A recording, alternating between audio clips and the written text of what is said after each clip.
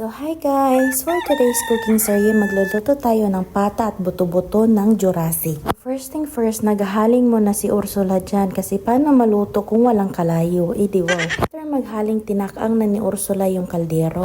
Tapos nilagay na niya yung kubal ng dinosaur. Ay joke, ingron at kidney pala ng Jurassic. So ayan, inuklaban na ni Ursula para ilagay yung mga kidney stones. Agoy. Hala, sige, padayunay mong pag-voice over. Ayan, hinintay ko na mahumok yung mga Jurassic. Pastilan. Pagkatapos humumok, nilagay ko yung kugmo ng Jurassic.